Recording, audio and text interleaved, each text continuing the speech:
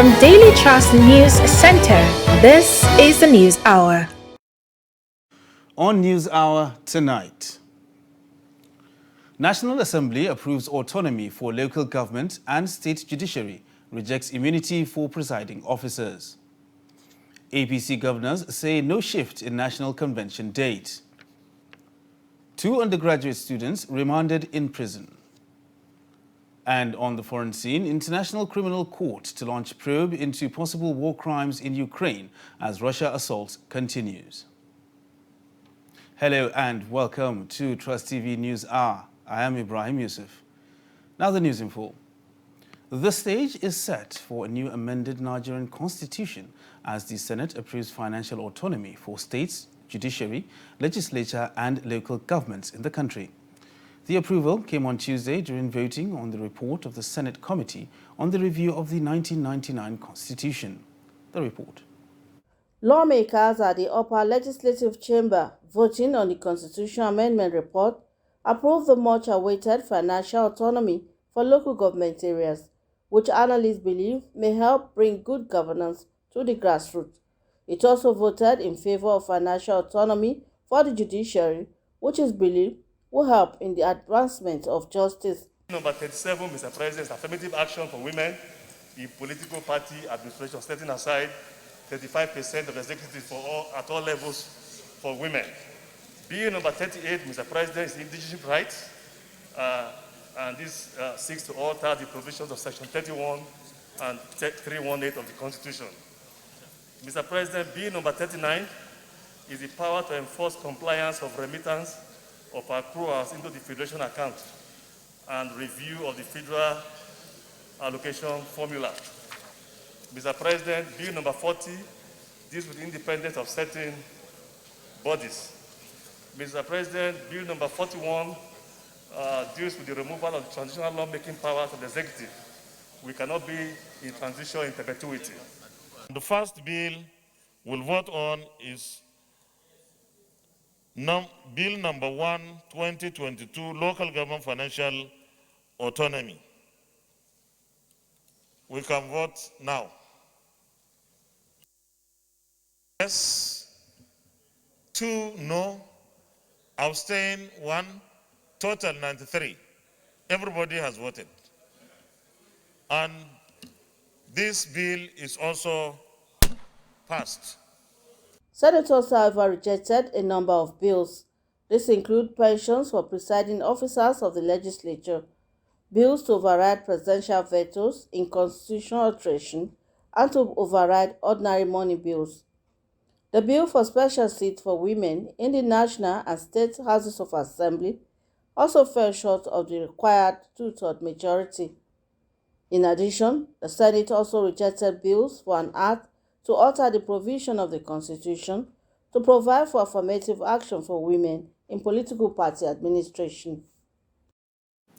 Meanwhile, members of the House of Representatives have voted for abrogation of the state and local government accounts and instead provide a special account to guarantee the existence of local government as a third tier of government. This follows the adoption of the clause-by-clause majority vote during the clause-by-clause consideration of 68 clauses on the Constitution Amendment on Tuesday. 296 members voted for the adoption of the clause to guarantee financial independence for state houses of assembly and judiciary, with only 1 member abstaining.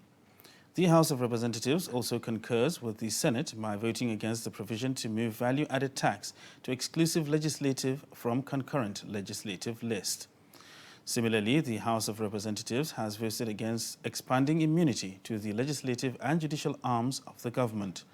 The House of Representatives, however, differs with the Senate regarding mayoral status for the Federal Capital Territory, Abuja, as it has voted against the office of a mayor and a minister to be appointed from the FCT.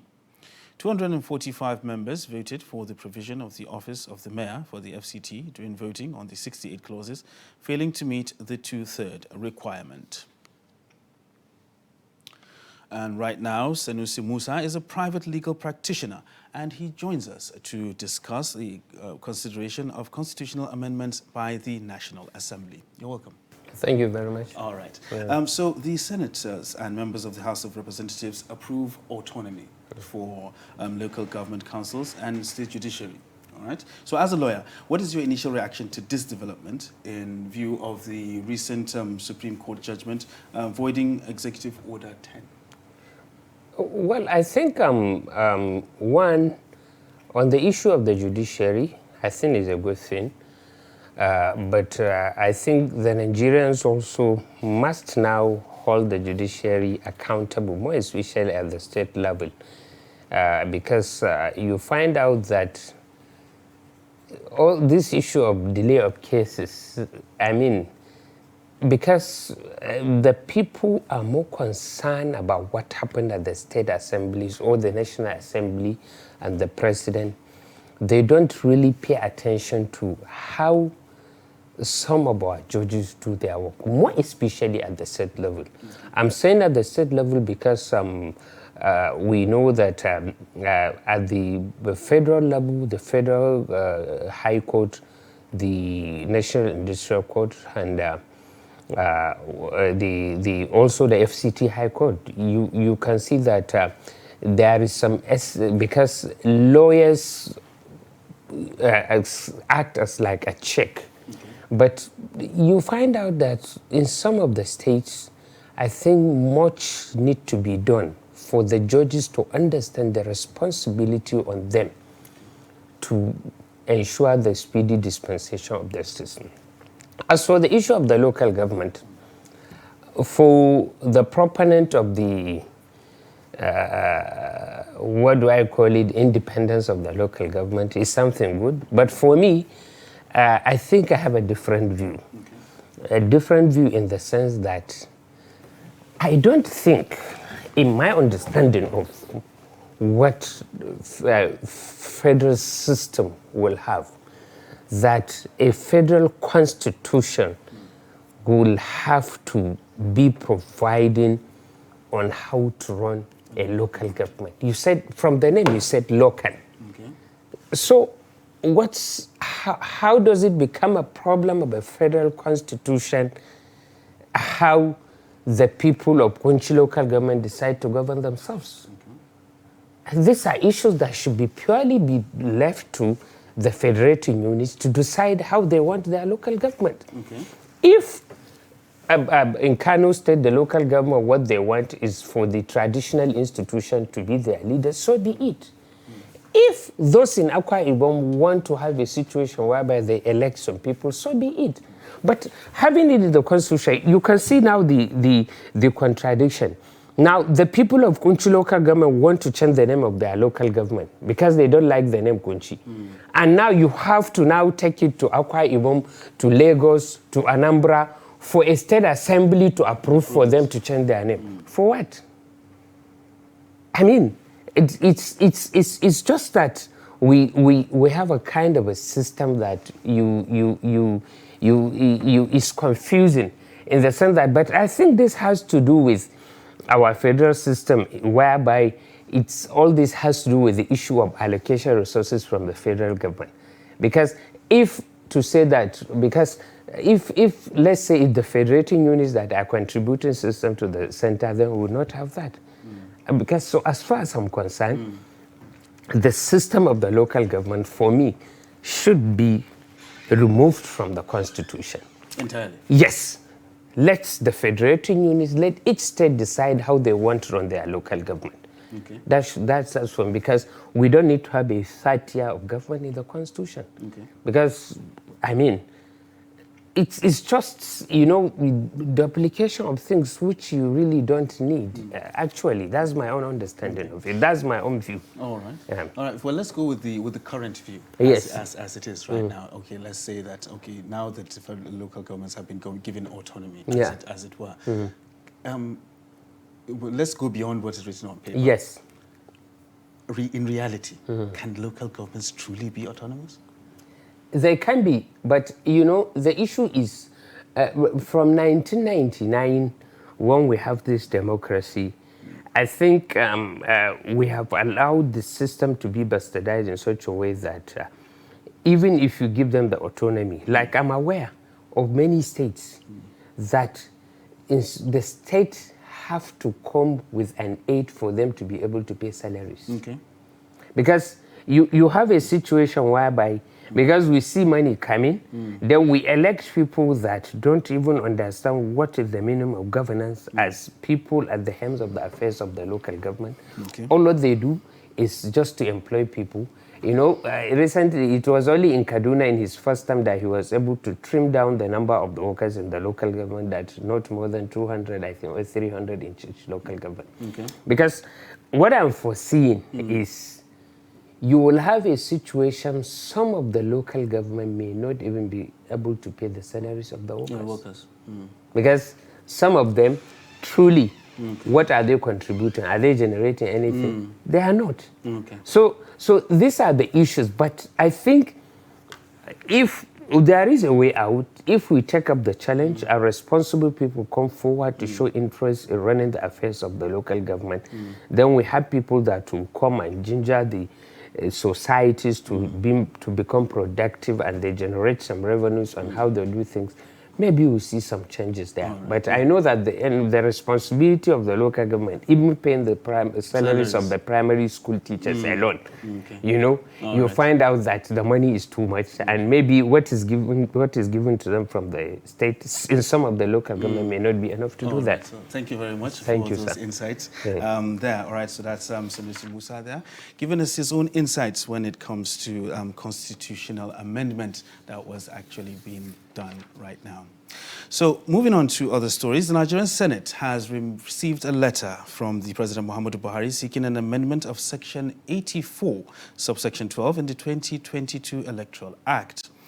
Buhari, in his letter read on the floor by the Senate President, wants the National Assembly to amend the affected section, which states that no political appointee shall be a voting delegate or be voted for at the convention or congress of any political party for the purpose of nomination of any candidate for an election.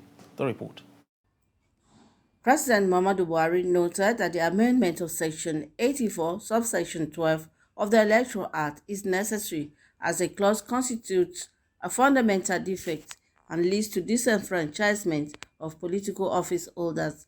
The President added that the provision introduced by that section on qualification and disqualification criteria negates the principle of inclusion by imposing blanket restriction on serving political office holders. I, however, will want to kindly draw your attention to the provisions of Section 84, subsection 2 of the Act, which I believe constitutes a fundamental defect, as it is in direct conflict with the extant constitutional provisions. Section 84, subsection 12 of the Act constitutes a disenfranchisement of serving political office holders from voting or being voted for at conventions or congresses of any political party for the purpose of nomination of candidates for any election in cases where it falls earlier than 30 days to the election. Section 84, subsection 12 of the Act provides as follows, and in quotes, no political appointee at any level shall be voting delegate or be voted for at the convention or congress of any political party for the purpose of the nomination of candidates for any election. Recall that President Buhari had earlier assented to the electoral bill with a reservation on Section 84, subsection 12 of the Act. And still talking politics, Chairman of the Progressive Governors Forum and Governor of Kebbi State, Atiku Bagudu, says the ruling All Progressives Congress will not shift the March 26 convention date, despite the change in the 2023 elections timetable. He said this on Tuesday while fielding questions from State House reporters after a meeting with President Muhammadu Buhari at the presidential villa in Abuja. Bagudu said governors met with the president to congratulate him for signing the Electoral Act Amendment Bill 2022, as well as the victory of the APC in some of the by-elections conducted at the weekend. Last week, we were in this hall, about 20 APC governors, and we clearly said we came to discuss the National Convention, which is slated for March 26, and are working hard to ensure that on March 26 we have our convention and elect our national officers, and that remains the case. Malam Nasiru again last week answered that, look, if by altercation people are talking about differences of opinion before a decision is arrived at, then maybe that is what people can. But as a body, the 22 governors of APC are united behind the party and behind the Mr. President. We congratulate the National Assembly for passage of the amendments, and equally we congratulate Mr. President for signing the amendments. Secondly, our party, the All Progressive Congress, participated in a number of by-elections over the last weekend, and equally we congratulated. And the federal government has said that it is not opposed to the payment of good emoluments to lecturers in universities currently embarking on 1-month warning strike. The Minister of Labour and Employment, Chris Ngige, said this on Tuesday while fielding questions from State House reporters after a meeting with President Muhammadu Buhari at the Presidential Villa in Abuja. He recalled that the President, after consultation with some stakeholders, including the National Interreligious Council, had mandated him to find a quick solution to the strike. Our university lecturers here deserve good pay. The worker is due his wages. So, if we compare with what obtains in other climes and are not adequately remunerated, nothing stops government from, within the lean resources that we have, do some compensation raise and make them happy. So we are not opposed to that. But there's a process, like I explained to them. The process is that the committee, internal committee in Ministry of Education, headed by chair of pro-chancellors, will submit their report, and the report will be looked at by the officials of the ministry in conjunction with the National Salaries, Incomes and Wages Commission, so that they make sure that none of the allowances so proposed runs counter to government extant fixtures. Mr. President mandated the Chief of Staff to the President, myself, Minister of Labour, and the Minister of Education and Minister of Finance to find a very urgent and quick solution to the issues mentioned and the complaints therein. And we started to do the necessary engagement. You're watching Trust TV News Hour. Still to come on the news, how local inventor makes breakthrough. This and more after the break. Do stay with us. Coronavirus disease, COVID-19, is an infectious disease caused by SARS-CoV-2 virus. Most people who fall sick with COVID-19 will experience mild to moderate symptoms and recover without special treatment. However, some will become seriously ill and require medical attention. The virus can spread from an infected person's mouth or nose in small liquid particles when they cough, sneeze, speak, sing, or breathe. These particles range from larger respiratory droplets to smaller aerosols. You can be infected by breathing in the virus if you're near someone who has COVID-19, or by touching a contaminated surface and then touching your eyes, nose, or mouth. The virus spreads more easily indoors and in crowded settings. Maintain a safe distance from others at least 2 meters even if they don't appear to be sick. Wear a mask in public, especially indoors or when physical distancing is not possible. Clean your hands often. Use soap and water or an alcohol-based hand sanitizer. Cover your nose and mouth with your bent elbow or a tissue when you cough or sneeze. Stay home if you feel unwell. Get vaccinated. Properly fitted masks can help prevent the spread of the virus from the person wearing the mask to others. Masks alone do not protect against COVID-19 and should be combined with physical distancing and hand hygiene. Protect yourself and others around you by knowing the facts and taking appropriate precautions. Follow advice provided by your local health authority. This message is brought to you by Trust TV.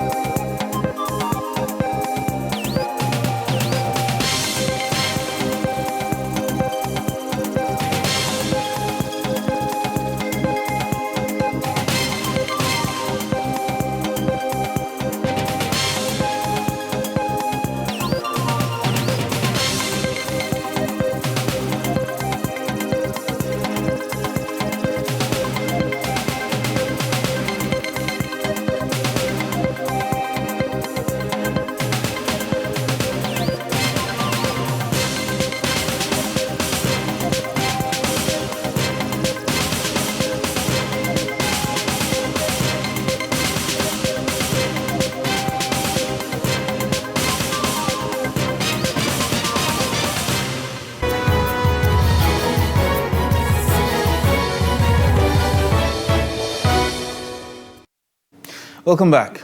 You're still watching Trust TV News Hour. Now look at our top stories. National Assembly on Tuesday approves financial and administrative autonomy to all local governments across Nigeria. And Chairman of the Progressive Governors Forum and Governor of Kebbi State, Atiku Bagudu, says the ruling All Progressives Congress, APC, will not shift the March 26 convention date, despite the change in the 2023 elections timetable. And moving on to other stories now, the Nigeria Center for Disease Control, NCDC, says it recorded 35 new cases of COVID-19 in 7 states and the Federal Capital Territory. The agency's data shows 66 persons were discharged after they recovered from the infection and no COVID fatality was recorded. Following the new infections recorded on Monday, Nigeria now has a total of 254,560 COVID cases, 249,079 recoveries, and 3,142 fatalities. A 25-year-old secondary school graduate in Kano State, Musa Nuhu, is making waves in local invention. He invented a locally made inverter for small-scale businesses. Musa Nuhu now has so far produced 70 pieces of the inverters, which he is renting to small business owners across the state. Trust TV correspondent Idris Jibrin visits the young man with a secondary school leaving certificate from Technical College, Fagge. Musa Nuhu is from a conservative society in the northern Nigerian city of Kano. At his age, many young men are encouraged here to obtain a university degree or its equivalent. But this aspiring inventor says that can wait.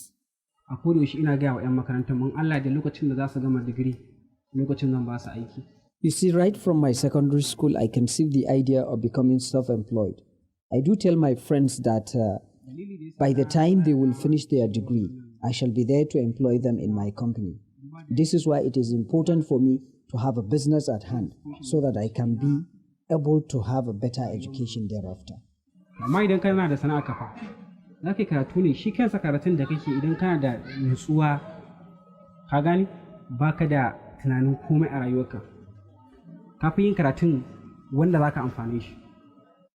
With a bigger dream to become a professional engineer, 25-year-old Musa is using a small room in his family house to build these locally made electric inverters capable of lighting a room for up to 12 hours.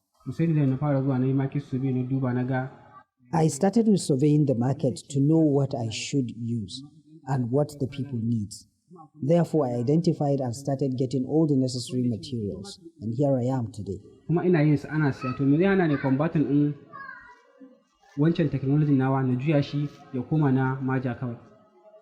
At the moment, Musa has built over 70 pieces of these locally made inverters. He is teaching some 4 boys who equally helping him to deliver the inverter to small business owners in many parts of Kano metropolis. For now, I do get at least 5,000 naira daily.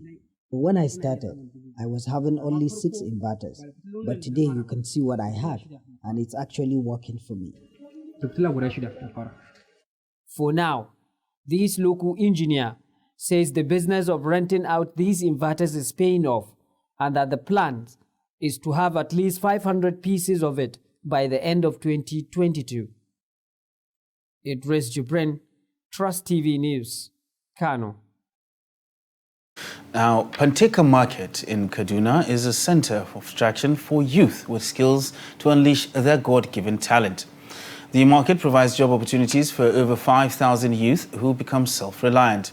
Fatima Saleh Laden visits the market. Her report. Most university graduates prefer white-collar jobs, which are even no longer forthcoming. Even if they exist, they are not enough to cover the number of unemployed. Nigerian youth are oftentimes seen aimlessly roaming the streets, suggesting that if they learn some trades or skills to become self-employed and self-reliant, life would have been better. The new Panteka Market in Kaduna is one example that youth with some skills can be productive. The market began dealing in scraps and second-hand goods, but now has over 4,000 shops, over 500 skilled workers such as welders, panel beaters, painters, metal fabricators, iron benders, among others. Kasuwar sabuwar Panteka ta kunshi kasuwanci da kuma sana'a. The new Panteka Market, we do hand jobs and buying and selling of motor parts. Abinda ta kunsa kuma na sana'ar hannu. And in hand business, we repair cars and invention of motor parts that are not available in the country.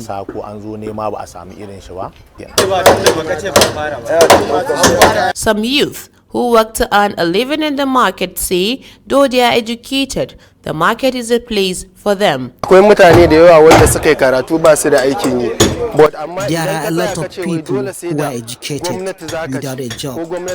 If you rely on government for a job, honestly, you are wasting your time. I am a diploma graduate in estate management and evaluation, but I am now working. I am a diploma holder. I applied for government work, but to no avail. That is why I decided to use this opportunity. We don't know the way to reach the government or how to, and they do not come to us and ask us whether they want to help us or what. So we are hearing. Me now, I'm a businessman, and everybody know that if you want to do business, you call for money. So kind help I need is for money. If government can like give us loan or empower us or my youth, I think it will be okay for me if government can do that. They called on the government and wealthy individuals and private businesses to patronize products of the market. Fatima Saleh Laden, Trust TV News, Kaduna. Now to judicial matters, where Upper Magistrate Court, Kwandere, remands 2 postgraduate students of Federal University Lafia, Edward Ahmed and Emmanuel Onu, to a correctional center until the 4th of March 2022 over alleged conspiracy and theft in a shopping mall in Lafia, Nasarawa State. Presiding Magistrate Saifullah Abdullahi gave the order after the 2 accused persons pleaded guilty to the offences. Abubakar Abdullahi was in court and now reports. The 2 accused postgraduate students of the Federal University Lafia, Edward Ahmed and Emmanuel Onu, were brought to the court by the police after arresting them over alleged conspiring and theft of items in the Lafia City shopping mall along Makodi Road. The accused were alleged to have on 3 different occasions entered the shopping mall in pretense to buy items by picking them, paid some, and went away with others without making their payment, which is an offense contrary to Section 97 and 287 of the Penal Code of Northern Nigeria 1963. The magistrate of the court, Saifullah Abdullahi, asked the 2 accused persons whether they have heard and understand the allegations against them. The 2 accused persons said yes and subsequently admitted guilty to the 2 offenses. After the accused admitted committing the offenses of conspiracy and theft, there were no application from both counsel of the defendant and plaintiff But on his part, Magistrate of the Court Saifullah Abdullahi said the ruling on finding and sentencing is reserved to the 4th of March 2022. Counsel to the accused persons, Joe Kanu, declined comment, but the counsel holding brief for the Commissioner of Police, Abdullahi Obandoma, said admission of guilty by the accused persons is a walk in the proceedings. We just thank God that the defendants didn't waste much of the time of the court. They have admitted that what they did was wrong, so it's not for the court to decide one way or the other. It was a case of theft and conspiracy that happened at the Lafia City Mall, and the FIR was read to the defendants, and they all admitted that they are guilty of the allegations leveled against them.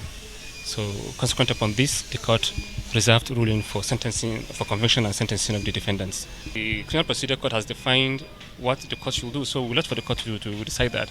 That is our own part of it. The two accused persons are expected to be brought to the court on 4th March 2022 to face sentence. Abubakar Abdullahi, Trust TV News, Lafia. Meanwhile, tricycle operators proffer solutions to check theft and attack on passengers by some riders.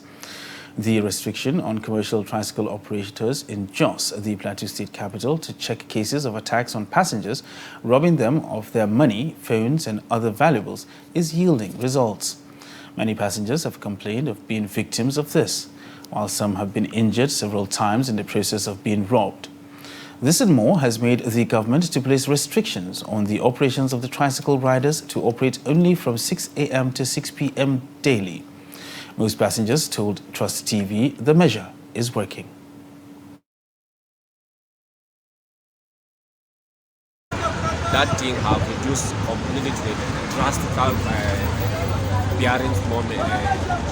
minimum, because there are some of strategies that we have already set in place. Things like any riders, there is a way that you must identify yourself with the union, because most of the people that they are doing that thing, there are some people that we do have, they call them half key. They will collect somebody keke and they will go and do such kind of humorous act with it, and at the end of the day they will come and give back the money again without the notice of the real owner, the rider. So there are a lot of, we have identified so many lapses, so we are really on it.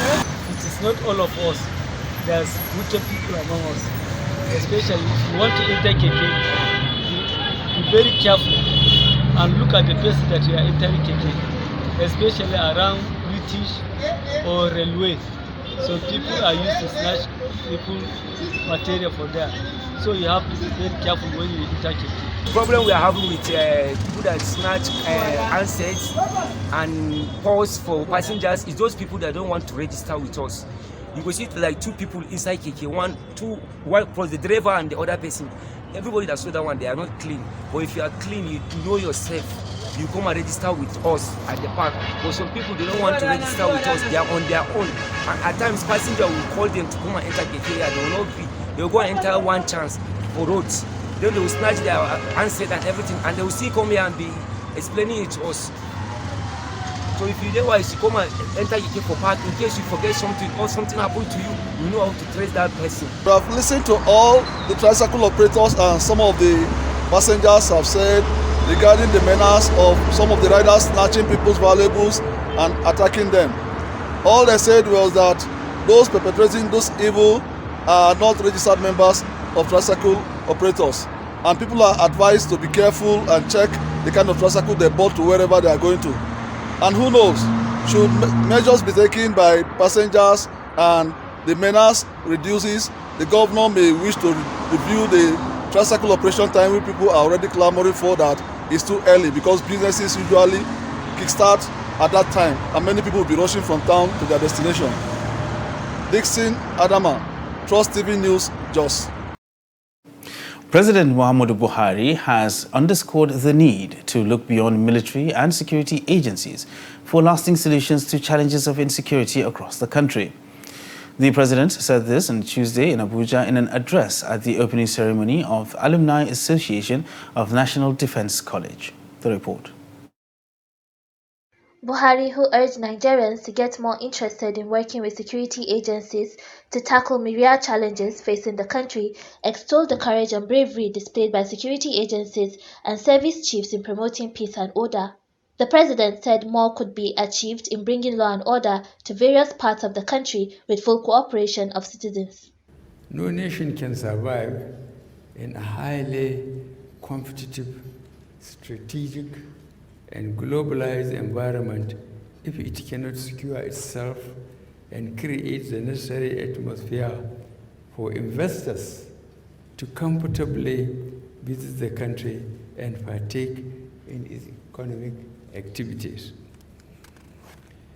Our administration has consequently put in place measures to adequately support the armed forces of Nigeria and other security agencies in terms of modern equipment, boosting the manpower of all security agencies, and financing their operations in Nigeria and other international assignments. The Minister of Defense, Major General Bashir Salihi Magashi, said Nigerians had put up resilience in the face of challenges, adding that security outfits should also be aware of the rights of citizens. It is my great pleasure to be part of this national security seminar targeted at explaining how resilient we are as a people and how our will as a nation is germane to overcome the national security challenges we all face today. I must begin by reiterating that the federal government is committed to defeating all forms of adversity, and our security agencies are dedicated to achieving the objectives of our national security, as well as give Nigerians the desired level of security, peace, and development. This is particularly important because without security, peace and development will certainly elude us. The armed forces of Nigeria and other security agencies in the country have been striving to ensure that security threats across the country are significantly addressed. Some of these threats range from insurgency and terrorism in the northeast, secessionist agitations in the southeast and southwest, illegal oil bunkering in the south-south, as well as armed banditry, kidnapping, and cattle rustling in the northwest and north-central zones. However, the administration of President Muhammadu Buhari, since its inception, has identified the challenges of unemployment, drug abuse, and poverty, especially as they confront the youthful populace with their attendant physiological, psychological, and security consequences. Speakers were unanimous on the need to change the narrative of the country that Nigerians had made indelible marks in their various fields of endeavor and greatly impacted on the global economy. Katsina State Command of the Nigeria Security and Civil Defense Corps is optimistic that people displaced by insecurity will return back to their communities. The State Commandant of the Corps, Sanusi Bello, gives this hint while addressing men and officers of the NSCDC in Katsina on the occasion of the International Civil Defense Day. Abdullahi Yamadi has more on the report.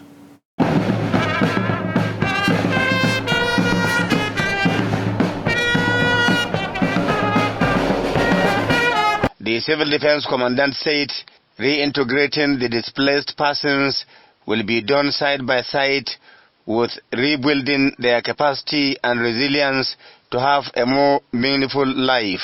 The essence of celebrating the International Civil Defense Day is to reflect on the various challenges of the population, especially insecurity and other pandemics, with a view to confronting them head-on. In so doing, the Katsina State Commandant of the NSCDC said the Corps needs the support of all people, especially members of the civil society organizations, corporate bodies, and other volunteers to strengthen the fight against crimes. The Katsina State Command of the NSCDC will remain resolute and focused especially at this trying time of insecurity challenges, to assist victims with much emphasis on the vulnerable groups among them. He said managing disasters related to COVID-19, humanitarian crisis occasioned by armed robbery, kidnapping, cattle rustling, and all other forms of criminalities will remain the priority of the Corps in Katsina State.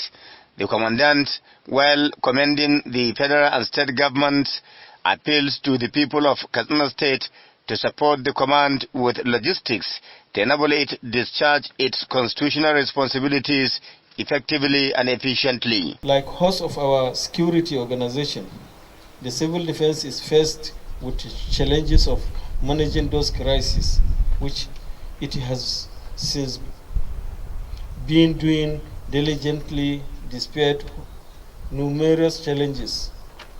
Moreover, we should not allow the impact of the pandemic and the insecurity challenges to make us forget the sufferings of populations around the country. The International Civil Defense Day is being celebrated on the 1st of March every year to honor the personnel who sacrificed their dear lives for it.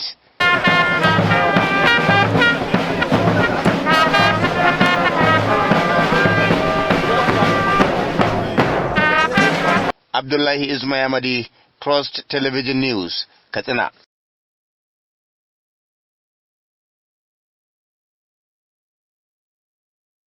Defense Day, commemorating the day at the NSCDC Command's headquarters in Owerri, the state capital. The leadership and members of the Corps had a retrospective view of their activities within the period under review for better understanding and plan to ensure prompt action towards combating criminality. The report. The Commandant, Michael Ogar, while declaring open the Civil Defense Day celebration, said the Corps is established in 1967 during the Civil War to provide some covering and life support for the civil populace during the tragic moments experienced in those days. The Deputy Commandant, Head of Operations DC Nwalkafo Godman, said the Corps ever since then has continued to carry out its functions in maintaining security with utmost professionalism. Adjunct Secretary of Defense Corps is the number 66 member of the IT group, headquarters in Geneva. Many people are not aware that civil defense is an international organization. So we're here to publicize the international level of Nigeria Defense Corps. Not all the part of the Act. According to NSCDC Amendment Act 2007, Act number 6, enacted by the National Assembly of the Federal Republic of Nigeria, among other functions, states that the Corps shall assist in the maintenance of peace and order and the protection and rescue of the civil populace during the period of emergency. Speaking further to journalists, the Commandant urges members of the public to continue to support the Corps with useful information that could help them clamp down on criminal elements to enable them achieve a crime-free Imo State. Even scientists have not reached where they will stop to do investigation and where they wanted to do discovery. We're still working hard, and I'm very sure we are going to do better than what we're doing now. We're going to do better. Because even other agencies that were created 100 years ago, they are still improving on what is on ground. So I strongly believe that we're improving every minute. And by next year, this time, we're going to do better than what we saw today. Imo State has in recent times recorded violent attacks on security men by militia. And still talking security, the Inspector General of Police, Usman Alkali, has tasked officers of the police force to maintain and improve ongoing efforts to rid the nation of crime.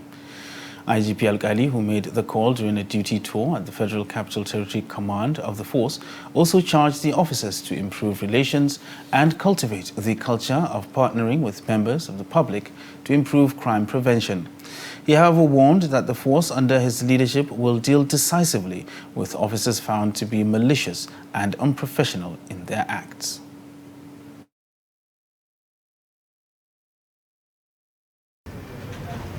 If you do what you are doing today to sleep well, you must do the same thing again or even more to sleep the next day.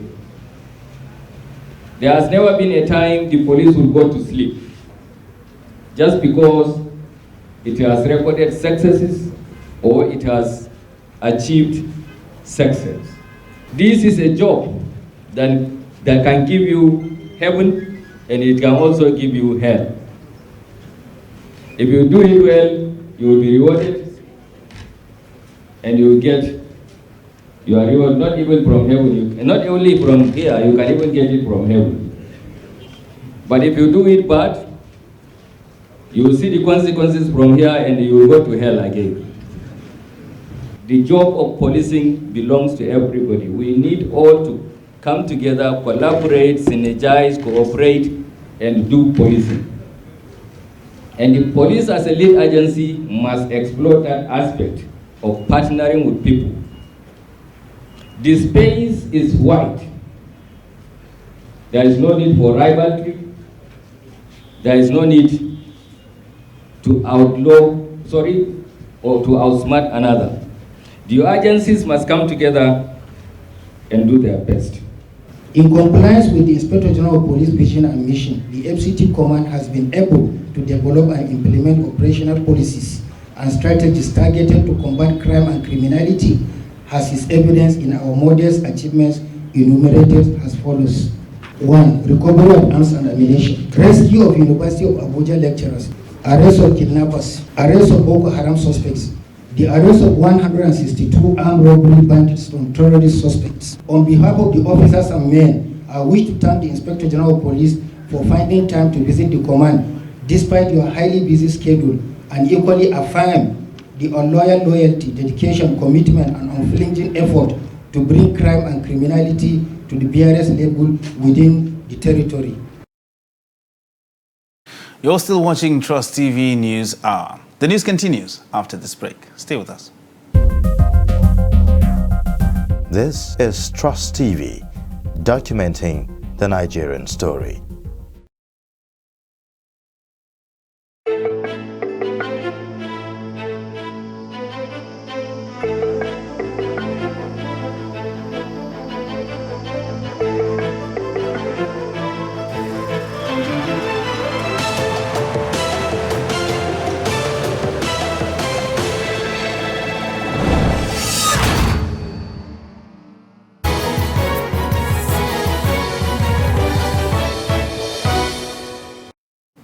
Welcome back to Trust TV News Hour. Now moving on to business news, where the Organization of Petroleum Exporting Countries, OPEC, has said despite its efforts at preventing any disruption to energy flows, the ongoing crisis in Russia and Ukraine has triggered a reasonable degree of anxiety and uncertainty in the global energy market. Secretary General Dr. Muhammad Sanusi Barikindo expressed the fears in his opening remarks at the 60th meeting of the Joint Technical Committee. According to him, these conditions are amplified by low commercial oil stock levels, which currently stand at 250 million barrels below the 2015 to 2019 levels. He further said that high overconformity levels of 129% in January 2022 at the time of steady upward adjustments in crude oil production by participating countries and shrinking spare capacity, which is currently at around 3.3 million barrels per day in only a few countries, have intensified perceptions of vulnerability and a tightening global oil market. Now let's join Chamun Dabeng for more business news.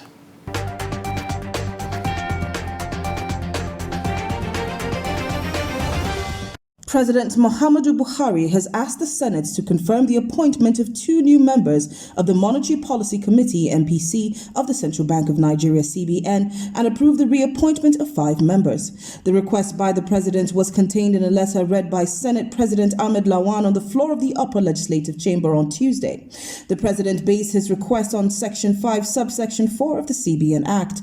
Mohammed Salisu and Moa Ohaigbe were newly appointed. Meanwhile, President Buhari asked the Upper Legislative Chamber to renew the appointment of Michael Obada, Festus Adiola, Aliu Sanusi, Robert Asuko, and Aliu Ahmed. Maritime Workers Union of Nigeria, MWUN, may soon shelve its planned shutdown of operations at all ports and oil terminals in the country, scheduled to start from Tuesday, March 1st, 2022, following a peace meeting hosted by the Managing Director of Nigerian Port Authority, NPA, Mohammed Bello Koko, with the leadership of the union. President General of MWUN, Comrade Adewale Adeyanju, while assuring the meeting of the union's consideration to defer the planned strike, expressed the union's satisfaction with the intervention of the managing director. Koko has entreated customs agents protesting against the new vehicle identification number VIN valuation system introduced by Nigeria Customs Service NTS to sheathe their swords and embrace dialogue in resolving all their complaints against the new method of computing customs tax on imported vehicles. According to the Minister of Science and Technology, Dr. Ogbonnaya Onu, Nigeria has reinforced and solidified bilateral ties with Israel in science, technology, and innovation for socio-economic development. Onu made the disclosure when he received Israel's new ambassador Michael Freeman to Nigeria in his office in Abuja on Tuesday. According to him, the federal government is eager to broaden the country's economy with knowledge and innovation. The minister noted that with Nigeria's huge human capital, the country could add value to its abundant raw materials, thereby helping to create jobs for its teeming youths. New Israeli ambassador Freeman added that his country was willing to collaborate further with Nigeria on many socioeconomic areas. MTN has become the first African company to enter the metaverse by purchasing land in Africa Rare. MTN made the announcement in a statement on its website titled MTN Group becomes the first African company to enter the metaverse with land ownership on Africa Rare. According to the company, the investment demonstrates MTN's commitment to supporting African innovation, as it is the first company on the continent to support an initiative of this kind. Through its presence in the metaverse, MTN intends to increase its customer attractiveness through a series of experiences merged with consumer passion points like gaming and music. That's all for business news. I am Chamun Dabeng. And now look at the foreign scene, where International Criminal Court prosecutor Karim Khan says plans are underway to launch an investigation into the ongoing Russian invasion of Ukraine, saying that there's a reasonable basis to believe that war crimes have occurred during the conflict. Khan said this on Monday, that the probe will look into alleged crimes committed by any party to the conflict or any part of the territory of Ukraine, adding that his office will proceed with the investigation as rapidly as possible. The decision comes less than a week after Russian forces launched an all-out attack on Ukraine with the stated aim of demilitarizing the country. Last week, Khan warned the warring parties that his office has jurisdiction over Ukraine because the Ukrainian government accepted the ICC's mandate in 2015, despite the country initially not being party to the Rome Statute that established the court. Established in 2002, the Hague-based court investigates and prosecutes genocide, war crimes, and crimes against humanity. Meanwhile, a nighttime fire in a shopping center in the Syrian capital Damascus has killed at least 11 people, the Interior Ministry said, in one of the deadliest blazes in recent years. Many of those killed on Tuesday were security guards or staff who were on duty overnight in the 6-story building, said Ahmed Abbas, the Director of Civil Defense. The cause of the fire was not immediately clear. The Interior Ministry says investigations are underway to determine the cause of the blaze. And now for sports news, let's join Adeniyi Ajishafe.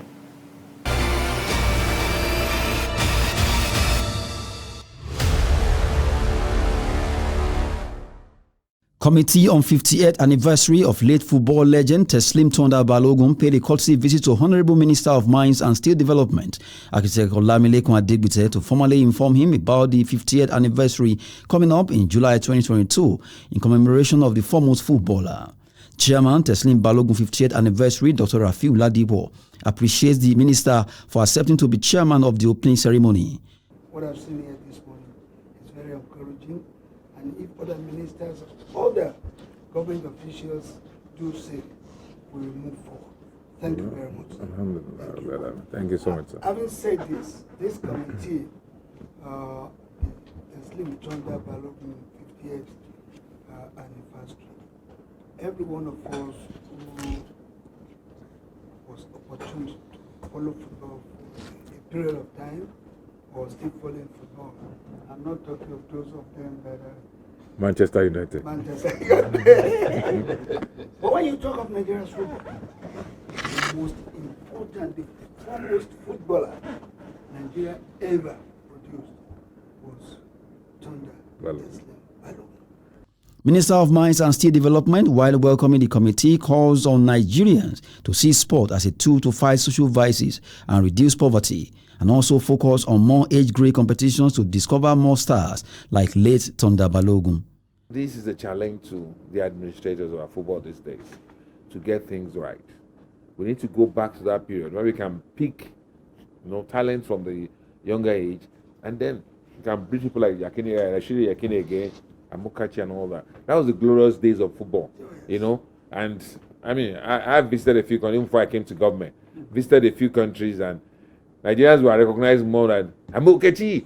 When they say Nigeria, they will say, oh, Rashidi Yakini. That's what they know. So the football placed us on the map. And that was the recognition we have. I visited countries where that's all they'll be asking you. Oh, do you know Amokachi? I said, yes, my friend now. They'll be asking you all those things. And you become endeared to them because of our footballers. It's not so much the same these days. But we can attain that because we have the population. And the talents are there.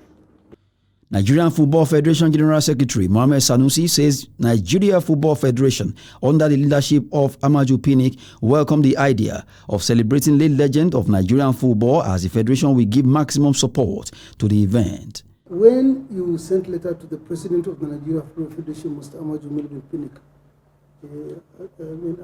appointing him to be a member of the committee, he immediately minuted the letter to me and said, please appoint somebody to represent me because of my tight schedules. I do not want a station whereby my attention is needed and I will not be there to offer my services. So considering the nature of the committee, I decided to inform him that to recommend to him the appointment of Ademola Olajire, and he obliged. My reason being that the work that is to be done is something that you have to go back to history. Teslim Balogun, born in 1927, played for Nigeria from 1948 to 1960. His club football journey includes Apapa Bombers, Jos 11, UAC 11, Railway 11, Peterborough United in United Kingdom, before becoming the first African to qualify as a professional coach. The legendary footballer died in 1972.